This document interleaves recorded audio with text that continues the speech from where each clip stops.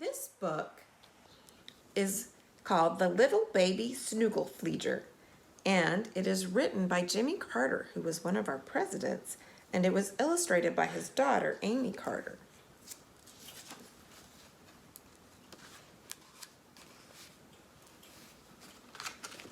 Here's what his signature looks like.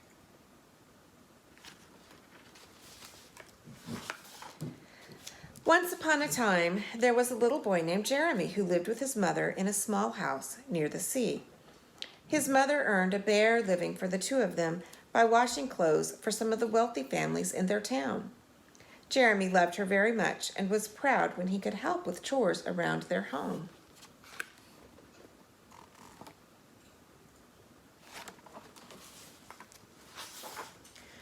Being crippled, Jeremy was not able to run and play with other children, but he could move around using his crutches.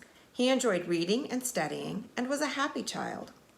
One of Jeremy's favorite places was on some big rocks near the beach, in a spot that was protected from the strong ocean breezes and usually warmed by the sunshine.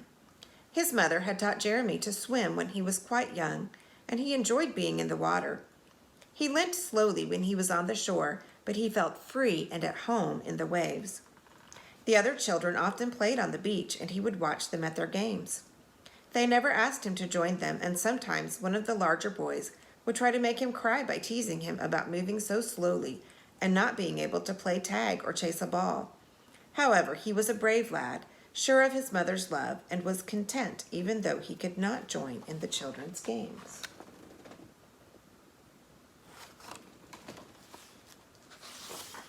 One summer day, Jeremy was watching the other children playing volleyball on the beach when suddenly there was a commotion in the sea.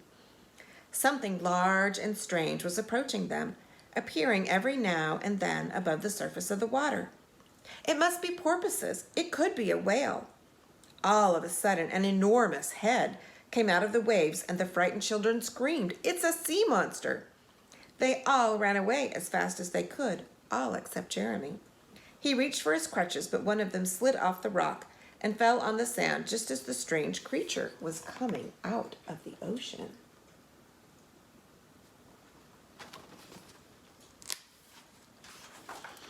The monster's eyes were as big as softballs. Its ears hung down like large burlap bags, and there were spines on top of its head and down its back, and there seemed to be 100 huge teeth in the gaping mouth. The beast was horribly ugly and frightening, but strangely he seemed to be smiling. Jeremy was almost too frightened to move and could only wait to be eaten as the monster drew closer.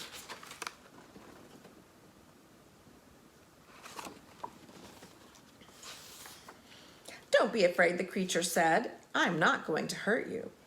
Jeremy was so amazed to hear these words, or any words at all, that he stopped scrambling for his crutch. Finally, he was able to talk. "Who are you? What are you? Where did you come from? How did you get so large? Why are you here? What do you want?" His questions poured out, and the monster laughed. "Wait just a minute and give me a chance to answer. My home is deep in the sea. I am a baby Snuggle-Fleejer, very small compared to my parents. They have always warned me to come near the shore only in very lonely places. I have slipped away a few times to see if I could find a friend, but people always run away when they see me. You are the only one who has ever waited for me to get close enough to talk. You must be very, very brave. Would you like to play?" "I would have run too," said Jeremy, "but I dropped my crutch. I don't have many friends either, and I can't play because I'm crippled." "Would you like to go for a ride? There will be a lot of people coming in a few minutes, and they might want to harm me, but we would be safe at sea. I'll be careful and bring you back after a while."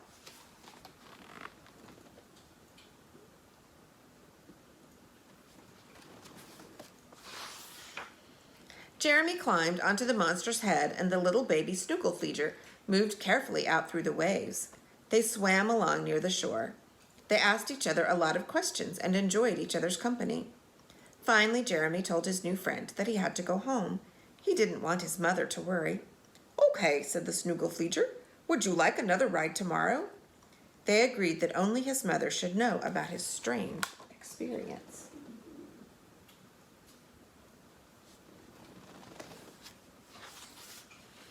Jeremy rushed home all excited, but when he tried to tell his mother what had happened, she interrupted him. Hush, Jeremy, I'm busy, and I don't want to hear any more. Your imagination is running away with you.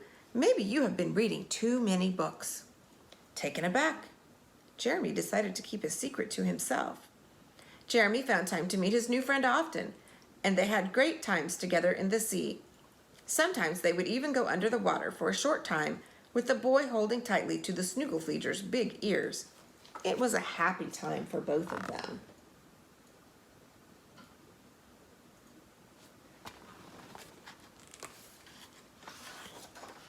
One day, Jeremy returned home and was surprised to find his mother sitting quietly in her rocking chair.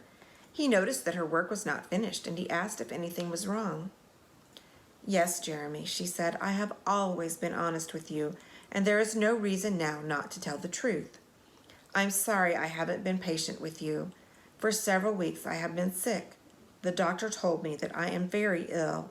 The operation that I need would cost a lot of money, and I have been able to earn only enough to pay our bills. I just don't know what we can do. Jeremy tried to comfort his mother. He promised to help her more around the house. The boy was so busy taking care of his mother that he had no time to visit with the baby Snuggle-Fleejer. Despite their best efforts, his mother became weaker as the days went by, spending more and more time in bed.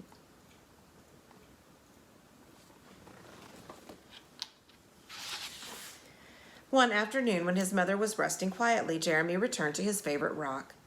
A few tears were streaming down his cheeks when the baby Snuggle-Fleejer saw him sitting on the shore. What's the matter? The Snuggle-Fleejer asked. It's been a long time since I've seen you. Why are you crying? Jeremy explained that his mother was ill and that they did not have any money to pay for the operation she needed. I wish there was something I could do. What's money? Asked the baby Snuggle-Fleejer. Maybe I can help. Jeremy tried to explain and finally took a few copper coins out of his pocket to show his friend. We need much more than this, though. Do they have to be this color? Asked the monster. No, silver coins are worth more and gold ones are much more valuable. Come with me, said the baby Snuggle-Fleejer.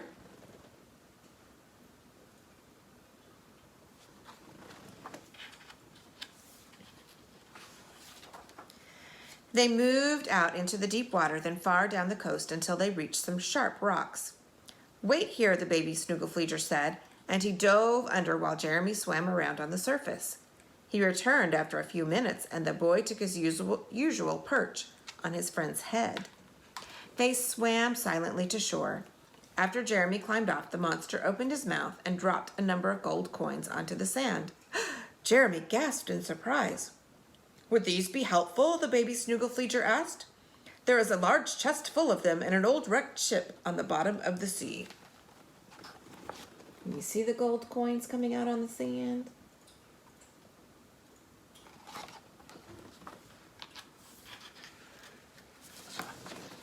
Oh, I'm almost done. Putting the coins deep in his pocket, Jeremy hurried home as fast as he could. He showed his mother the treasure. She had never seen so much money in her life and asked Jeremy 100 questions. He told her all about the baby Snuggle-Fleejer and their many adventures together. She no longer questioned his story. They were both so happy. Now she could have the operation.